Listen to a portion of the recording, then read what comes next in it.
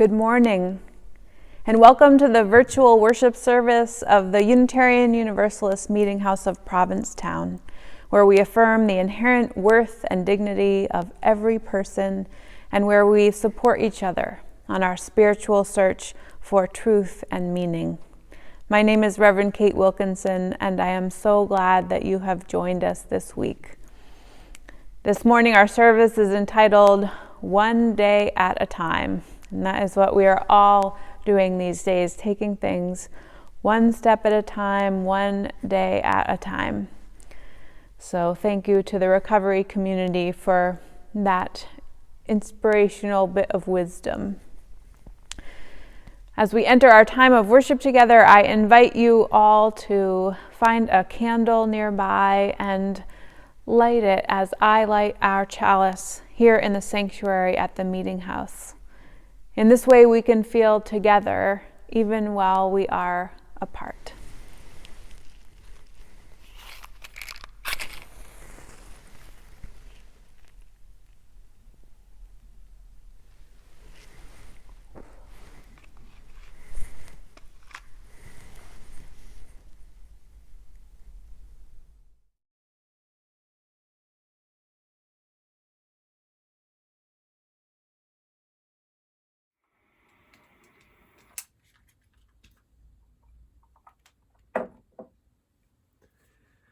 Across the distance, the light from within me shines, sending love to all. Across the distance, your light is fuel that warms me and helps to keep my own light burning. Together, we keep the flame of community burning bright.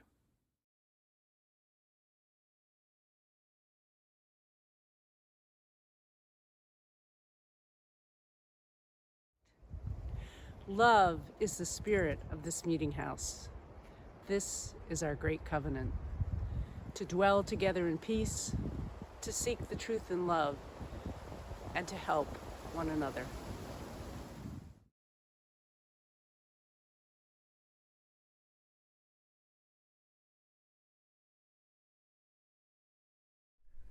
Please join me in a spirit of prayer. Some days, dark tremors sweep across our lives. Troubling events accost us. We have grown accustomed to such things, and often we have fenced off our natural sympathies with the thought, this belongs to someone else. But now a crisis of life brushes close to us, touches us, befalls us and those we love. We want now to know how and what and why.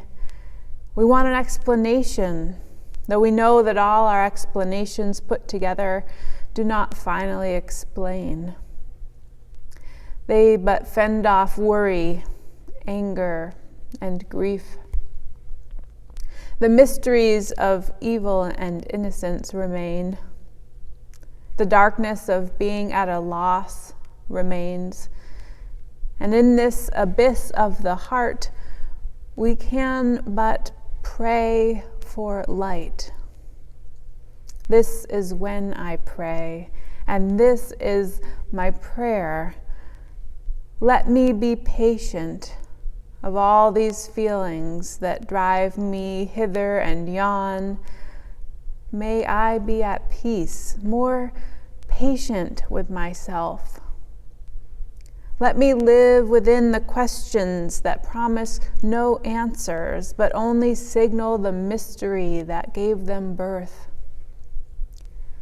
Let me turn from every pettiness of the heart, willing to see and accept that the world does not revolve around me.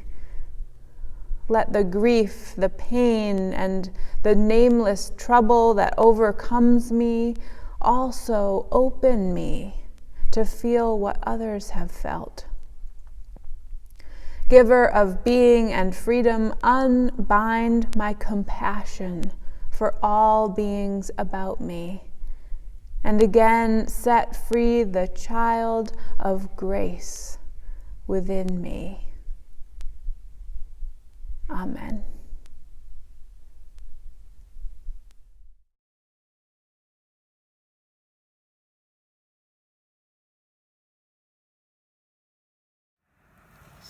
Spirit of life, come unto me.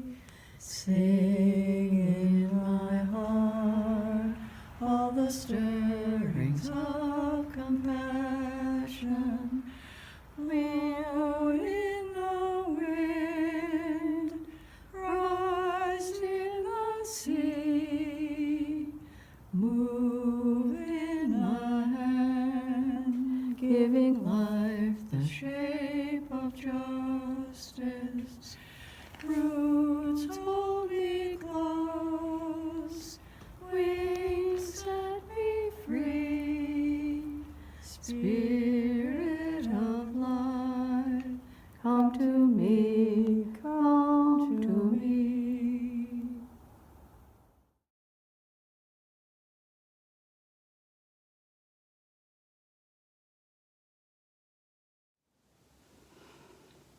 There is a trough in the waves, a low spot, where horizon disappears and only sky and water are our company. And there we lose our way, unless we rest, knowing the wave will bring us to its crest again. There we may drown, if we let fear hold us within its grip and shake us side to side, and leave us flailing, torn, disoriented. But if we rest there, in the trough, are silent, being with the low part of the wave, keeping our energy and noticing the shape of things, the flow, then time alone will bring us to another place where we can see horizon, see the land again, regain our sense of where we are and where we need to swim.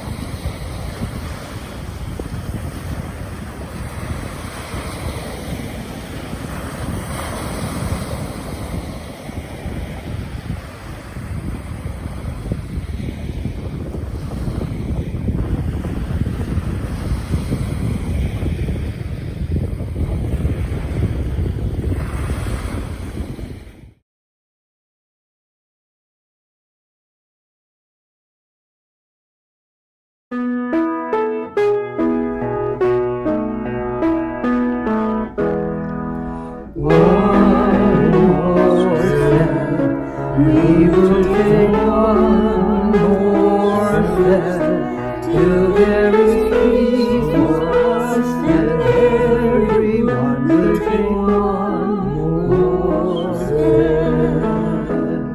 One more word. We will say one more word till every word is heard by everyone. We'll say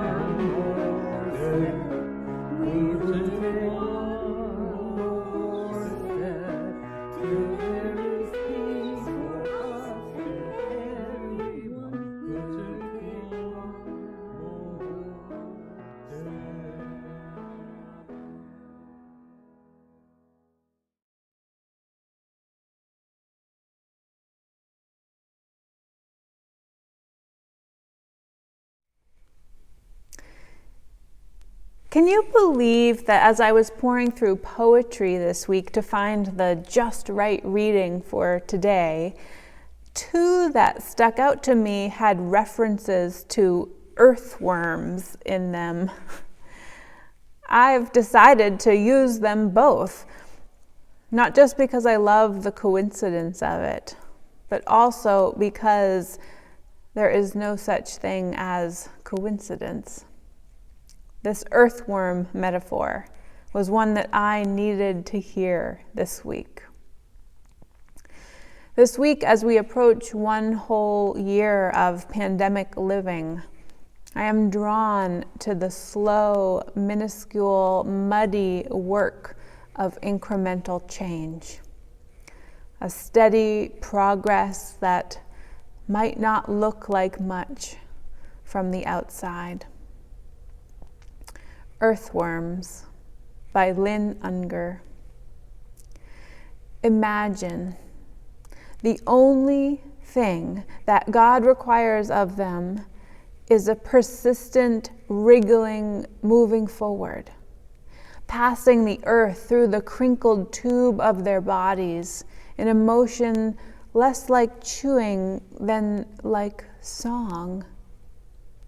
Everything they encounter goes through them, as if sunsets, drugstore clerks, diesel fumes, and sidewalks were to move through our very centers and emerge subtly different for having fed us, looser somehow, more open to the possibility of life. They say the job of angels is to sing to God in serried choirs. Perhaps. But most jobs aren't so glamorous. Mostly the world depends upon the silent chanting underneath our feet. To every grain that enters, welcome. To every parting mote, be blessed. Another thing that happened this week was that I finally came to terms with the fact that neither my amaryllis nor my paperwhites that I planted last month are going to bloom. They are, as you would say, duds. I wasn't willing to admit this before, but really it's time. And even though they are duds, and again, the coincidence of all the plants I am growing right now not blossoming seems like a message. Even though they are duds, I have really liked having them around. They were still growing, you see, even if not toward flowering. They were still making incremental progress. And it has been a hopeful thing to have around, to see the stalks appear a little taller each day, to witness their unyielding path toward the light. I've noticed that spirits are a little down this month. Even though people are getting vaccines and next week is daylight savings and then the spring equinox, which means that time is actually moving forward instead of standing still as it has often felt this year. Even though there are hopeful things happening all around us, we are still a little bit sad and grumpy and a little bit raw and depressed. There have been more misunderstandings and hurt feelings lately, and less energy. Have you been noticing any of those things? Loretta posted something on Facebook the other day addressing this. She said, mental health tip, did you know when there is an anniversary of a significant life event, death, divorce, lockdown from a pandemic, many people experience what is called an anniversary reaction. The body often remembers, even if the mind does not. And so as the anniversary approaches, sometimes people feel blue, anxious, out of sorts. It's a common occurrence and is not necessarily a setback. Simply notice the feelings, she said. Identify the anniversary that they are marking and take steps to soothe yourself. They typically pass within a day or so once recognized. Thank you, Loretta. So this morning we recognize together that we are coming up on an anniversary, and that our bodies and spirits may be telling us some things about this that we ought to listen to. And it's not a setback necessarily, but it's also probably not a time to make any drastic decisions or operate the heavy machinery of our hearts. Maybe this is a time to just float for a little while until we can see the horizon again, until we get our bearings. We can't really take the long view right now because there is still so much unknown about the future. So it may be time to travel at earthworm speed, time to take one step at a time, one day at a time. There's a book written by Dr. Tian Dayton called One Step in Front of the Other. It's a collection of daily affirmations for recovery. And the recovery Dr. Dayton is talking about is from addiction. But the tools in the affirmations hold true for all kinds of healing, including facing the reality of a second year of pandemic living. There, I named it. She says, Day 1, all I need to do today is to put one foot in front of the other. I can only walk this walk a step at a time. Each time I take a step, I will trust that the next will follow, along with the next and the next and the next. What I know today is that no matter what does or does not come my way, I will wake up each morning to one more day of my spiritual journey. Nothing more, nothing less. I will keep putting one foot in front of the other. Occasional leaps of faith and periods of unusual progress will no doubt happen, as will slips and backslides. But no matter what comes along, I have the gift of recovery in my life, a gift that I can rely on, a gift that means I never have to struggle alone again.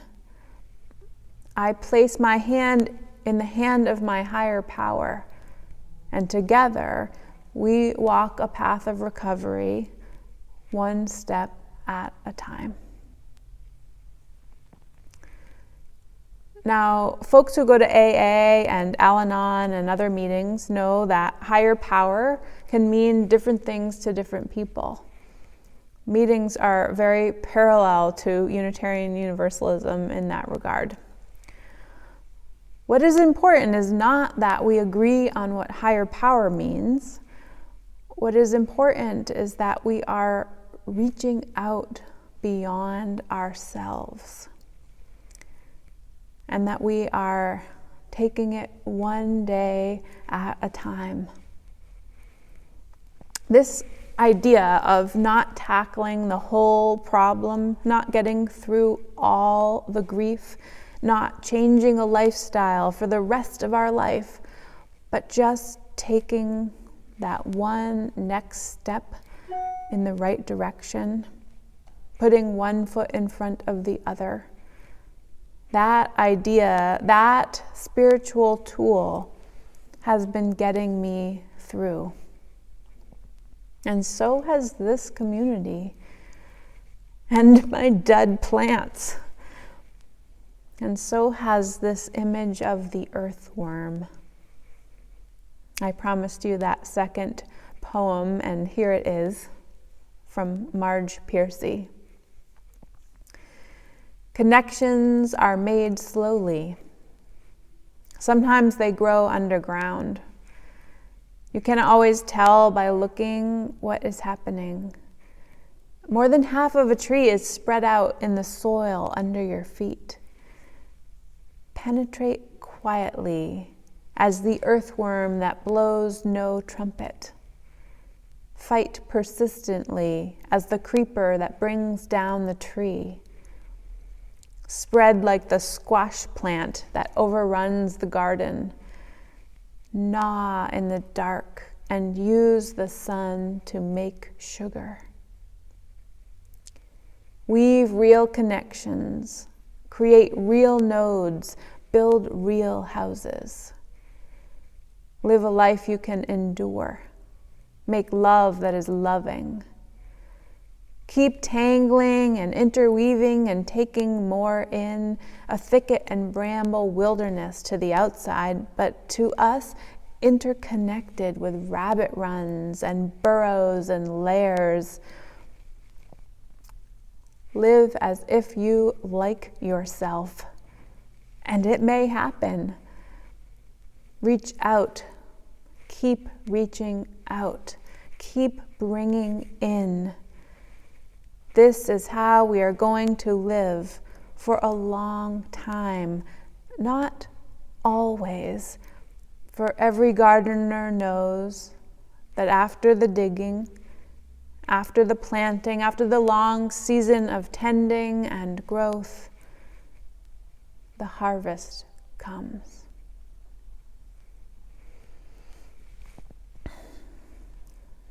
Friends, this is a difficult season. I hope that you will continue to reach out to each other. Keep building connections, working through misunderstandings and hurt feelings. The work of this time isn't glamorous. We're not all going to blossom. But if we work together, we are going to survive. And if we are persistent, we are going to grow toward the light. And we are going to be changed by this experience and the things we encounter. So we take some advice from the earthworm. Penetrate quietly. Chant silently. To every grain that enters, welcome. To every parting mote, be blessed. Amen. And blessed be.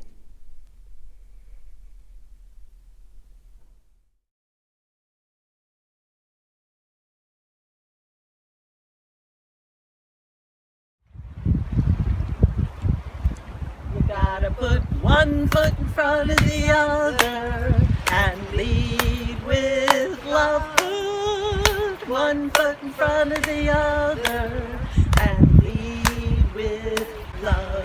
You gotta put one foot in front of the other and lead with love. Put one foot in front of the other and lead with love. Don't give up hope. Don't give up hope. You're not alone. You're not alone. Don't you give up. Don't you give up. Keep moving on. Keep moving on. You gotta put one foot in front of the other and lead with love. Put one foot in front of the other and lead with love. Lift up your eyes. Lift up your eyes. Don't you despair. Don't you despair. Look up ahead. Look up ahead. The path is there. The path is there. You gotta put one foot in front of the other and lead with love. Put one foot in front of the other and lead with love. I know you're scared. I know you're scared. And I'm scared too.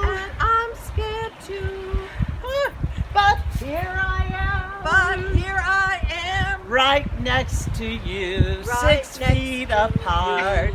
You gotta put one foot in front of the other and lead with love. Put one foot in front of the other.